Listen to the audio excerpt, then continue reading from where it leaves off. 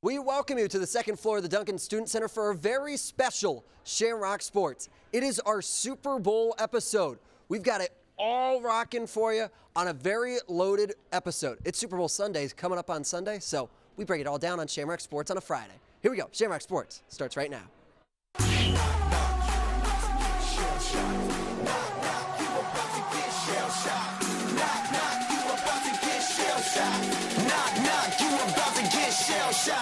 That's my fam, I'll hold them down forever. Us against the world, we can battle whoever. And we're so happy to have you to the second floor of the Duncan Student Center alongside our star-studded group. We've got Tyler Reidy, Andrew McGuinness, and JJ Post. We tossed two fans in here that weren't really going for anything this weekend on the desk with myself and JJ. So, but then we have our super fans of the Chiefs and the Eagles. We thought that was the only way that possibly it could happen. So, let's first break it down though. If you didn't know, Super Bowl's in Phoenix, some top storylines. Let's start with you, Tyler. What do you think going into this Super Bowl that's going to be impressive? Yeah, I'm really excited for the play of these two quarterbacks because both Jalen Hurts of the Eagles and Patrick Mahomes of the Chiefs have played tremendous games in Arizona. Go back to Jalen Hurts. This is his second career NFL start back in 2020. He threw 3 passing touchdowns, added 63 rushing yards, a rushing touchdown as well, 338 passing yards as well for a quarterback rating of over 100. As you see him stepping up there, breaking some tackles, getting in the end zone. He felt really comfortable in that game. Ended up losing, but it was a shootout. And then this season, in a Week 5 victory over Arizona, added 2 quarterback sneaks. That's one of the things the Eagles and Hurts are so good at. Moving over to the Chiefs, Patrick Mahomes, Week 1 of this season. After all the questions, are the Chiefs going to fall off without Tyreek Hill? Is the rest of the AFC West going to catch up to them? Answer was no. Mahomes threw 5 touchdown passes for a 144.2 passer rating against the Cardinals in Week 1 on the road at State Farm Stadium. That was his 3rd highest passer rating of his regular season NFL career. He was outstanding, hooked up with 4 different targets, including 2 touchdown passes to Clyde Edwards-Helaire, who returns from injury this week. Both these quarterbacks were outstanding. They feel really comfortable in the stadium, so I'm absolutely excited to see how they play on Sunday in the Super Bowl. Yeah, should be a great game. Should be great performances from both these quarterbacks. Obviously, 2 of the top players in the NFL this season, and also the first time ever in Super Bowl history that we've had 2 black starting quarterbacks, which is a huge storyline in a game that's really just dripping with them, really. I mean, obviously, you have that connection there. You have the Kelsey connection, of course, with Jason and Travis. Is she going to, I don't know, that petition going around, Donna Kelsey, if you don't know, the mother of Jason and Travis Kelsey, has almost over 100,000 petition signatures to try and get her to do the coin toss. She did say on the Brothers podcast she's never done a coin toss in all of her life, so maybe interesting there, but the storylines are everywhere, Andy. Yeah, absolutely. You have that as well. And of course, Andy Reid, the coach of the Kansas City Chiefs, longtime coach of the Philadelphia Eagles. His time in Philly, the winningest coach in franchise history. Took the Eagles to 6 NFC East division titles, 5 NFC championship games, and of course, a Super Bowl appearance in the mid-2000s. Didn't go the Eagles' way in that one, but now that Reid and the Eagles both have their own Super Bowl victories, I feel like the pressure is kind of off, and both these teams are going to be playing at their very highest level. They've already got 1 ring. They know what it takes, so it's going to be a great game, I think, on Sunday. For the Chiefs, especially, as well as the Eagles, they've emulated their training facilities in their team hotels. They've said one thing that the Chiefs have done. They've basically packed up their entire training facility. If you went into their training facility over in Kansas City, it would be bare bones because everything got picked up and went to Phoenix with them. Normalcy is very big for both these teams going in, but JJ, some storylines for you. Yeah, well, I mean, personally, when I think of Phoenix, I think of 2 things. One of the worst memories of my sporting life, which was watching Jack Cohen throw over 65 passes in a Fiesta Bowl game that Notre Dame tragically lost our bowling lead, and one of the best memories of my sporting life, which is the Giants beating the Patriots in what, in my opinion, was the greatest Super Bowl of all time. So Phoenix, clearly a location that has proved its mettle in terms of giving us good Super Bowls, giving us good storylines, and I think this year, like you guys have said, it's a game that no matter which way it goes, you're going to get a good story either way, and no matter really because of the Reid connection, because of the Kelsey connection, 2 teams that have uniquely mirrored recent histories. I think either way it goes, you're going to get some good stories. You're going to get a really good game, 2 high-powered offenses. I think it's going to be inside in Phoenix, a game that should be a controlled temperature, a controlled environment, should really encourage both Mahomes and Hurts to air it out. I think that's going to benefit both teams. Yeah, for me, I'm really interested in the fan exposure of this. I put it in our show floor and I talked about it in production meetings. The amount of flights that are coming into Phoenix alone, they are estimated at FAA 4,000 additional landings and takeoffs this weekend, especially on top of it. If you are not a PGA Tour fan, I'm going to ask you to be a PGA Tour fan this weekend. The Waste Management Open, the loudest hole in golf, hole 16 at TPC Scottsdale. is happening this weekend. I've talked about it with my dad. I've talked about it with everybody. This is the weekend. If you are a sports fan with a lot of money, you could do TPC on Saturday and then the Super Bowl on Sunday. That is what you want. That is a really cool experience. I think Phoenix is buzzing with energy this weekend, and I think just alone, if you look at the flights, 4,000 additional landings and takeoffs this weekend is going to be something to look out for. A really exciting day for Phoenix hosting the Super Bowl, which they've been petitioning for to get back to Phoenix for a while. However, now that we know where it is, let's talk about somebody that might not be known. So guys, let's start with you. We're just going to go right down the line, Tyler.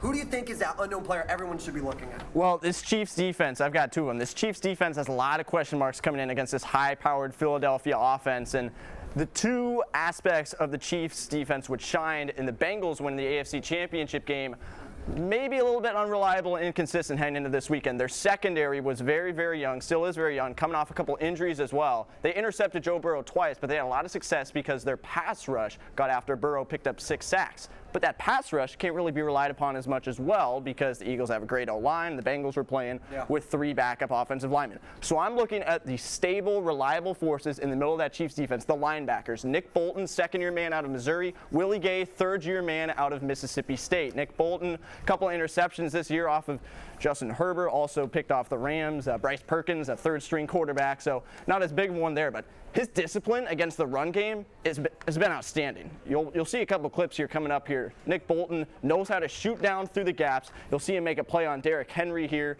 Bolton can get after the running backs and can really stay home, stay disciplined against what's going to be a very multidimensional Eagles running attack. They have Jalen Hurts who can carry the ball. He can turn and give to Miles Sanders, who it can be a top-flight running back, younger guy at Penn State. And then also Kieran Cantwell, Boston Scott, two guys you'll mention as well, adding depth to that backfield. Willie Gay will be a big name as well, providing a lot of energy for the Chiefs on top of it, and he can really loosen up what's a young, inexperienced bunch on the back end for Kansas City and help them really feel comfortable and calm in the moment, I think. Comfortable and calm, that's going to be key words, but yeah, Tyler, you kind of stole my thunder a little bit, but talking about the Eagles running game, everyone focuses on the offensive line. Pro Bowlers or Pro Bowl alternates in every single position. A lot of focus on Jalen Hurts. Miles Sanders had a career year. But what makes this Eagles team so special is the depth they have and the amount of weapons they have on offense, and that's true in their backfield as well. Miles Sanders is obviously the lead back for the Eagles, but Kenneth Gainwell and Boston Scott have both proved their mettle behind those guys. Both have rushed for over 4 yards to carry in the playoffs, combining for over 200 yards and 3 touchdowns. And by the way, Boston Scott, he did score against the 49ers too, so it is not just a Giants thing. JJ can breathe a sigh of relief on that front. But those two guys, when you have a backfield that goes 3 deep with that many quality players in there, you have guys that are always going to be fresh on the football field, and it can wear down even the best of defenses. So I think if the Eagles are going to win this game, they're going to need a big player or two from either Gainwell or Scott. They're going to prevail in this one. That running back depth advantage that the Eagles have with Clyde Edwards-Helaire really falling out of favor in Kansas City definitely gives them an edge. Yeah, on the IR for Edwards-Helaire, so definitely coming back though. Asterisk though. I think there's an asterisk. Is there not? I don't think he's going to get a ton of looks. He's got McKinnon and Pacheco ahead of him. Let's move on to JJ. Let's go split this. Sticking in the running back room, the reason Edwards-Helaire probably isn't going to be as big of a storyline as it needs to be is because of the play of Isaiah Pacheco, who has stepped up as a rookie. Here we go, JJ. Look at this. The way he runs is what really excites me. He goes in that, takes the hit, runs through the hit, takes another hit, runs through another hit, gets the first down. That's the type of back on a winning team because he doesn't give up. He keeps the legs turning. You see here, fights through again, dives forward. This is the type of run that, when you go to Rutgers, you need to take every yard you can get. And that's the kind of run that he's been taught to get. You see, he's just running through guys. He's the kind of back that I think every team loves to have because you can't take him down on one hit. He's the type of back that brings kind of a gritty, never stopping engine to this backfield for Kansas City. And I think, against a Philadelphia defense that's going to make Patrick Mahomes, try to hit him every time they can, it's going to kind of open him up a bit if they can get Pacheco going, get into the backfield, into the defensive secondary, start hitting defenders, making them wear down. I think it kind of takes the game to the other team. I think that's something, if you're Kansas City, you're going to want Pacheco to open up because the way he runs is so physical. It puts a toil on defenders, and it forces the defenders to maybe ease off a bit because they're the ones taking the hits, not giving them. I wanted to say that we set the over-under on the Rutgers analogy at 1. He hit it already, so over-under is looking really good there on the Rutgers and Scarlet Knights. Had to bring it in. But for me, I think the underrated player at the current moment, and if Pat McAfee is watching, this is a guy that is everybody. Harrison Butker's going to come in here and do some phenomenal work. He's 100%. Special teams make special teams.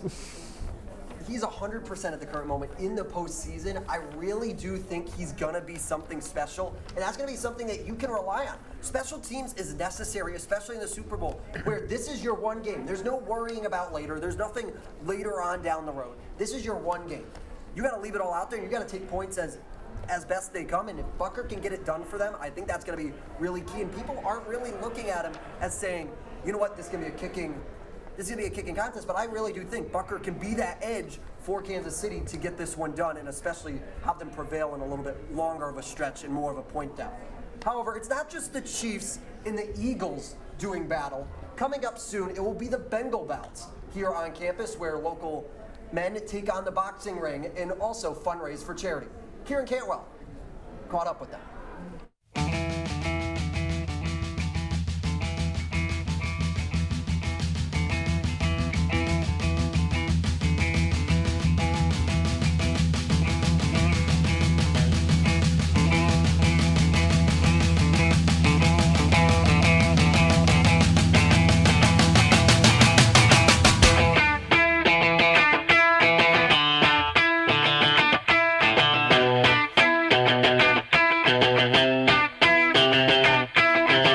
Bengal Bouts is Notre Dame's annual boxing tournament. This will be our 93rd season. It was started by Newt Rockne way back in the day as a way to keep football players in shape. But as the years have passed, regular students have gotten involved. It's moved away from football and it's kind of become its own sport in a way.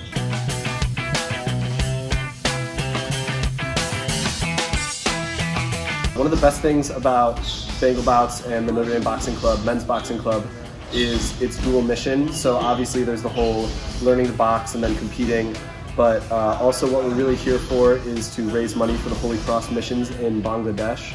We try to raise as much money as possible. Last year I believe we raised over $200,000. So we're able to provide schooling and then room and board for all of these students as well, who otherwise would have no really other educational options. So I'm very blessed and proud to be a part of this club for that reason. Just to know that all of my hard work is building towards something besides just the benefits that I gain from it.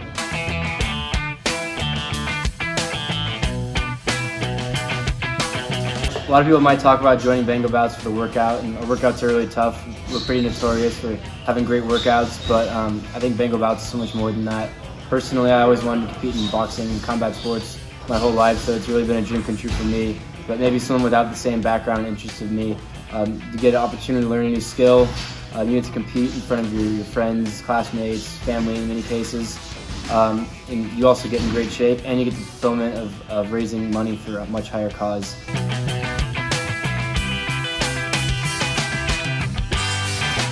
I really feel like I've grown a lot physically, but like the real growth has been very mental. I used to be so terrified. Quite frankly, coming to practices, I kind of hide into the corner. You know, now I just feel like a lot more confident in myself, and you know, I think that's really carried with me in all aspects of my life. Just being able to take myself so far out of my comfort zone by joining the club in the first place, and then being able to see the growth and progression and find success in it has, you know, given me that confidence to know that I can do the same thing really in anything that I apply myself to.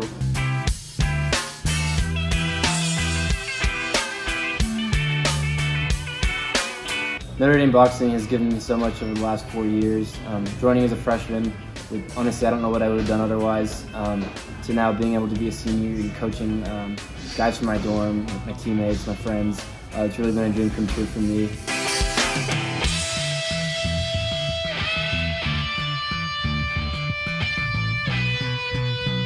That guy next to me who I can see is working hard, that makes me want to work harder too. So really the effort level here is so high, and you know, I'm grateful to be a part of it, because then that just like forces me to raise my personal bar to match that of the club, and I'm all the better for it.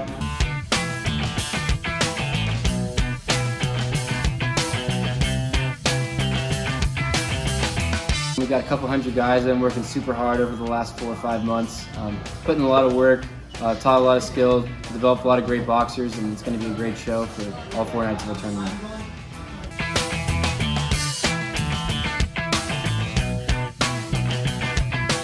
So every practice we break down at the end with 2 words in Bangla, which is the language of Bangladesh. And the first one stands for physical strength, it's Shakti. And the second one stands for courage, more on the mental side, and Shahosh.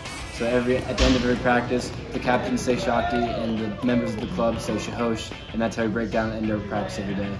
Shakti on 3, 1, 2, 3. Shakti! Shahosh! Thank you so much, Kieran, for that in-depth detail all next week. You got Bengal Bouts rocking on, but we rock on here with our Super Bowl show.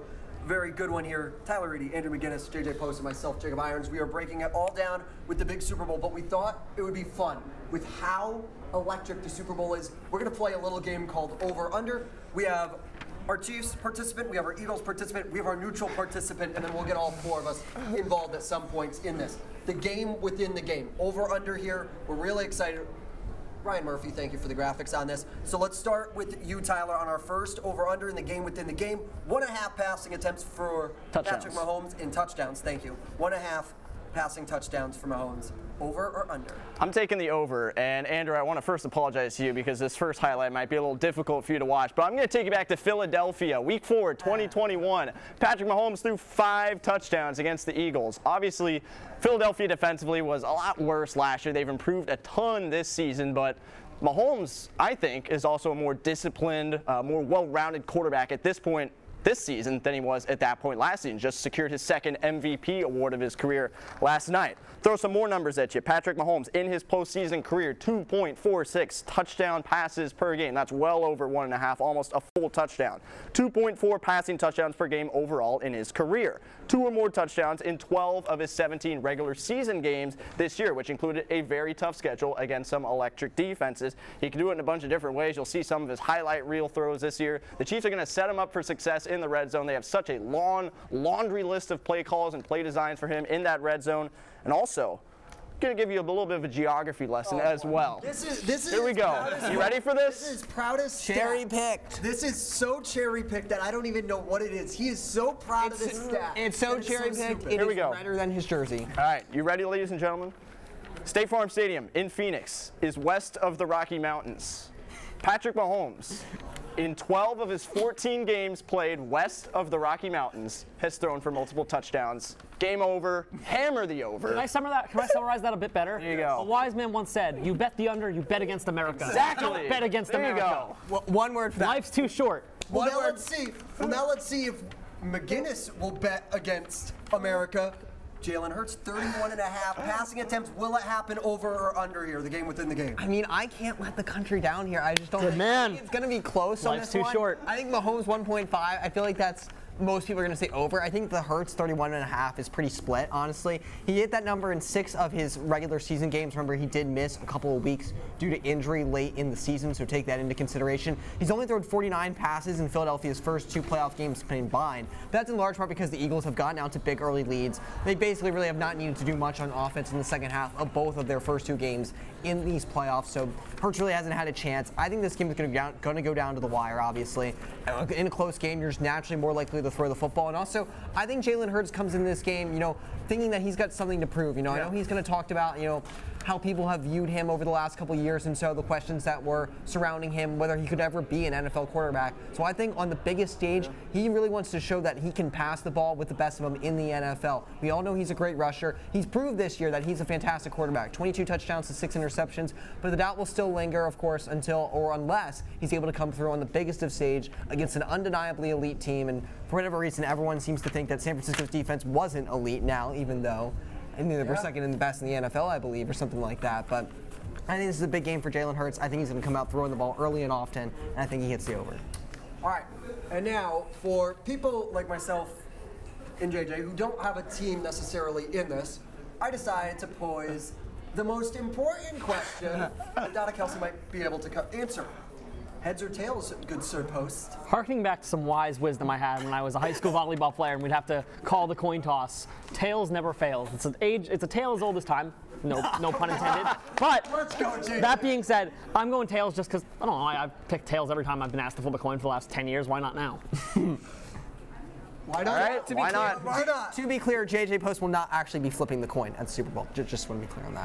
No, I certainly will not. I certainly will not be placing any bets on FanDuel or any other app. Wasn't Arizona the stadium where that one playoff game? I think it was the Cardinals and the Packers where the coin didn't flip before overtime. I believe so. I think that was it. Yeah. Yes. There's a lot of coin toss stuff going on. Can I just say there's a better way to decide which team gets the ball first than a coin flip. Like, like rock, paper, scissors. Like, they should do a different process here. I don't know what it is, but it should be something stupid and it should be something new. Stupid or new? Who knew? Well, that's what we're all about here. But now let's also take the game within the game. Let's keep it moving. I know who you guys are going to think might score first, but who's going to score first?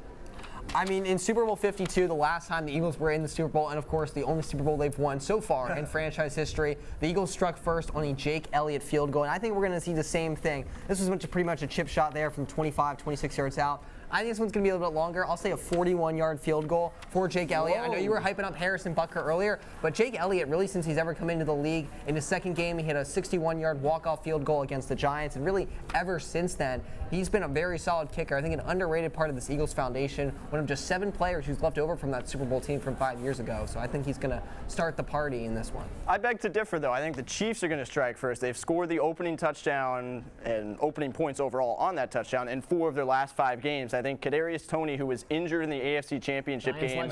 Giants legend. The midseason pickup. Back to the Giants. When in doubt. He's coming back for the Super Bowl. Patrick Mahomes has developed some serious trust with him over the last month or so, extending into the playoffs. And I think it's going to be some kind of funky jet sweep type of play. A 2-yard touchdown from Patrick Mahomes to Kadarius Toney to open the scoring in Arizona.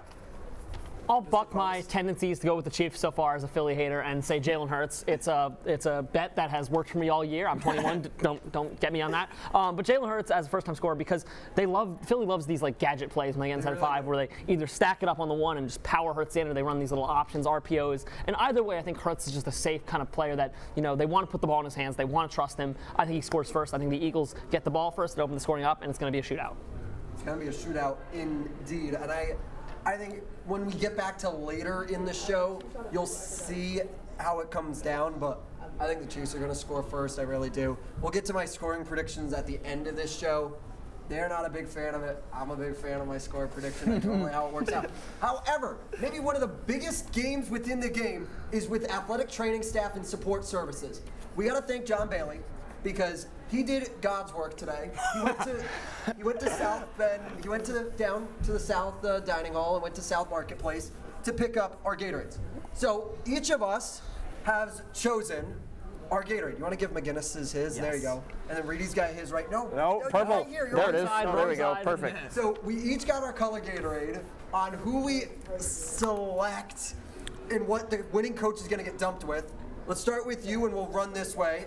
JJ, what do we got? Contrary to the red Powerade I'm holding, it's going to be orange, I think, for Andy Reid should the Chiefs win. Because, because listen, I think the red works fine because it's the Chiefs jersey, it matches. But the last time the Chiefs won, it was indeed orange Gator. You got to look at the analytics here. And I think orange, just in general, if the Eagles do win. Lane Johnson, I believe, already said it would not be. It's going to be yellow, but I think that's a smokescreen. Lane Johnson, I think, could be a Vegas prop to try to boost the lines. I don't trust Vegas ever. I'm not going to start now. My gut tells me orange, and the Chiefs have used orange in the past, so I'm going to follow a combination of track record and my gut. It's going to be orange. Well, unlike JJ, I don't have trust issues. So Lane Johnson, he said the Eagles basically all season have used yellow. If you go back and look at some of the pictures from when the Eagles won the Super Bowl in Super Bowl 52, 5 years ago, they dumped Doug Peterson with yellow Gatorade when they won that Super Bowl. I think yellow is just the smart decision here, I think Vegas is just going to bank on people, not doing their research, figuring this is basically a coin toss. Yep. Be smarter than that, folks. I'm telling you. Look at. You heard it here. This is the one time where you can do your own research. Yellow Gatorade is the call. Well, this one's kind of a shot in the dark for me. We haven't seen purple used as often as some of the others we're talking about here, but I think it's a dark horse. Is this the Northwestern bandwagon coming out? Northwestern. Is this the Northwestern bandwagon? Oh my gosh, the Northwestern men's basketball bandwagon. Sure, but purple. All right, purple starts with P. Phoenix starts with P. Why not? And then we're expecting a lot of. This is a serious discussion, Tyler. Stop cheapening it. Get ready for this one. This game, we're expecting a lot of offense between the Chiefs and the Eagles. Last night's AP Offensive Player of the Year was Justin Jefferson of the Minnesota Vikings, whose primary color is purple. Wow. Give me that purple. This is a serious discussion that you've cheapened with these antidotes. At least you didn't go P for points. P for points. Well, That too. I'm going for Patrick along. Mahomes. All aboard the hype train. P for Patrick Mahomes. Yeah, that too. Although the Eagles could win. I don't know what we do with that. Yeah, but then they go yellow, as I'll trust Andrew's good word. I go along with JJ. I got to it first, apparently. I'm taking orange for the sheer fact that the Chiefs have dumped orange on before. You have to go. We always say, why do we take history classes, people? We take history classes because history repeats itself. They will dump orange on Andy Reid when the Chiefs win, I think. And it will be orange. Even if the Eagles win, I think it's going to be orange. Orange is by far the superior flavor. Go orange, vitamin C. You got to keep it up. It is February, people. Cold and flu season is coming. I think it's going to rock and roll and be ready to roll. However, what's rocking and rolling now is Rihanna. She's going to be taking on the stage for the halftime performance. So Liz Perna caught us up and got us everything we needed to know for Rihanna and her halftime performance. Liz? For everyone who doesn't care about football or whose team never even made it to the playoffs, the halftime show is definitely what you're most excited about. And for good reason, too. Rihanna, the queen herself, is set to perform, and this is going to be a show you don't want to miss. Her company, Savage by Fenty, has sold out of special edition t-shirts reading, Rihanna concert interrupted by a football game, weird but whatever. It has been nearly 7 years since Rihanna's last performance, and now she is set to take on the biggest stage in music. Rihanna has said that the biggest challenge has been nailing down a set list, which makes sense as she has had to compress her 8 albums and 17-year career into just 13 minutes. As the second best-selling female artist of all time, these cannot be easy choices to make. She claims she's on her 39th version of the set list, which is very believable. Expect to see her Caribbean culture be a huge part of the halftime performance as she looks to represent her home country of Barbados. Fans have wondered if this Super Bowl show will mark a new era in music for her, as she has not put out an album since 2016. She says she's feeling open musically, which is a great sign for Rihanna fans, as well as my gym playlist. Between motherhood, her recent Oscar nomination, and now this Super Bowl performance, this has been a big year for Rihanna. Quick pause to look at the beauty of A$AP Rocky and their baby. But if anyone can take all this on and look amazing doing it, it's definitely Rihanna. Will this performance top Katy Perry and Left Shark? That remains to be seen. But don't even think about going to eat during this halftime show. Yeah, Dad, I'm looking at you. This is going to be a performance to remember. This has been Liz Perna for Shamrock Sports. Now, back to the studio. Thank you, Liz, for that informative segment, as Rihanna will take the stage during the Apple Music halftime show. However, with her segment, when she pitched it this week on Monday, we said, we got to figure out what's going on and who is the ultimate best halftime performance. Let's start with you, Tyler. Who do you think is the best halftime performance? All right, let's go back to 2007, Super Bowl 41, the Colts over the Bears. Taking a look at Prince. Prince, one of the greatest musicians of all time, a hallmark of the 80s, brought his style, his signature style, to some Bob Dylan, Queen, Creedence Clearwater Revival songs, as well as the Foo Fighters, too. Did a couple covers of those. And then he closed it out with Purple Rain in the middle of a Miami downpour. I mean, that is just electric. How can you do it any better than that? Stadium was rocking. He just kept on rolling right through the raindrops, and it was perfect. Justin Timberlake honored him in 2018 when the Super Bowl was in Minneapolis, soon after Prince had passed away. Just iconic. Everything about Prince in that halftime show was just phenomenal, I thought. It was. Yeah, I'm going to keep it short and sweet here. I said last year's in large part because my memory of Super Bowl halftime shows is not that great, if I'm being honest with you. I remember last year's. I remember the one before with The Weeknd for more being weird than it being good necessarily. I thought last year's was good. Obviously, you had a good variety of artists. I feel like the crowd was into it and that sort of stuff. But for the most part, you know, Super Bowl halftime shows kind of been a mush together in my mind. I thought last year's was pretty solid, so I'll give it the benefit of the doubt for this. Yeah, I had the overwhelming luckiness to go to a Super Bowl, and I got Madonna, so Super Bowl halftime shows are very important to me. So I'd give it a split decision between 2019, you had Shakira and J-Lo stealing the show, and last year, obviously, just so iconic. You hear, you know, the coming out of the, when you could feel the crowd getting into it as they saw kind of the concert setting up, and I think that was just something that, you know, was kind of special. Obviously, once again, I don't really largely care about the halftime show in terms of the show itself. I'm not a huge music guy, but for me, it's about the energy that the crowd brings, and those two shows really came to mind as shows that got the crowd going, weren't just kind of something that took away from the game, but were something that got the crowd back into it, and they were ready to go for the second half. For me, this is a no-brainer. This is a no-brainer. There is no one that has been better. There has been better. It has been Katy Perry. Katy Perry came in and roared, baby. She roared. She was on a tiger. On a tiger. on a tiger. That's for a halftime tiger? show. Yes, that is a tiger. It's for Roar, her song. She parted the seas. It was Pepsi back then, now Apple Music today. She came in, and also, let's not forget about the memes. Left Shark plays a little bit later in this. They will get going. It was awesome. She has multiple #1 hits. Everyone could get along with it. It was extremely ecstatic. Yes, thank you, Kieran, our director. He's getting to it, and we've got fabulous scenery. This is what we're talking about. There was a costume change in there. This Katy Perry is fabulous. For anyone that ever says it, there he is, Left Shark. Anyone that challenges it, I really don't. Maybe Justin Timberlake in Minneapolis, but really, Katy Perry, I think, is the creme de la creme of halftime performances. There was a fantastic This Is Sports Center commercial relating from that, so you know what? It's a good choice. Katy Perry, baby. I kissed a girl and I liked it. Underrated banger. Let's keep moving on and let's figure out who's going to win this game. Tyler, who's going to win this one? All right, definitely going to be close throughout this one. Both these teams, pretty even in terms of their resume coming in. Eagles might have the edge in terms of skill positions, but I think the Chiefs, with their championship pedigree and experience, will get it done in a shootout, 34-24, pulling away late. I think what a lot of people kind of forget about this matchup is that the Eagles didn't really expect to be here at the start of the year. They came on at the second half of last season. My expectation for the Eagles, my hope was to win a home game, win a playoff game at home, maybe at least get to the divisional round, maybe the NFC Championship. I think that everyone forgets just how well this Eagles season has gone and how uncertain it was. Eagles expected to be solid at the start of the year. They were not expected to be this good. I have a weird feeling about this one, and it kind of reminds me of the feeling I got when the Phillies matched up with the Astros in the World Series. I feel like in this one it's a little bit different because the Astros were heavy favorites in this one, whereas the Eagles are the favorites. But I feel like people are counting out Patrick Mahomes and Travis Kelce and that championship pedigree that Tyler talked about a little too quickly. I know the Eagles on paper have a better defense, but I feel like the Chiefs are going to really rise to the occasion here. They were the one team in this matchup that expected to be here at the start of the year, and I'm going to pick them to win by 1 point. I know, I hate saying it. I'm hoping I'm reverse jinxing this, but we'll see. That was my gut feeling, and I'm going to stick with it for now.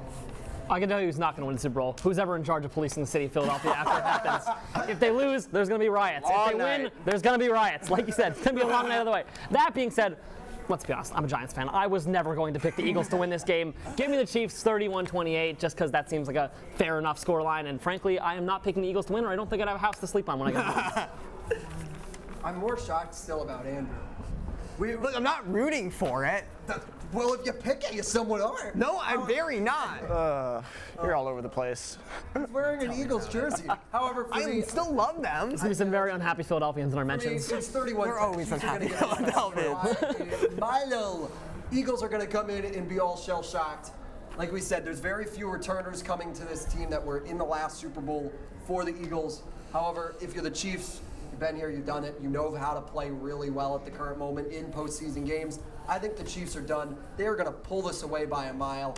I really don't think this is going to be a contest. I really don't. I think Chiefs are getting it done real early. They don't like this. You're remarkable. The last time Jake, for disclosure, the last time Jake predicted a blowout in the show, he thought Ohio State would beat us by 40. So this guy is against our values as a station. However, let's also add in, I had the best record this year being close to our records. Do we have stats to back that up? I don't think I believe that. We're all 8-1 with a loss to Marshall. Oh my gosh. Trust me, bro. Trust me, bro, is what I am saying. However, that will do it for this episode of Shamrock Sports for our entire Super Bowl special. We are so excited to bring it to you. If you don't know, the game is on Sunday at 6:30 on Fox. Kevin Burkhardt, Greg Olson, Tom Rinaldi, and Aaron Andrews will be patrolling the sidelines and bringing you that great broadcast. Pre-game coverage starts at 2 p.m.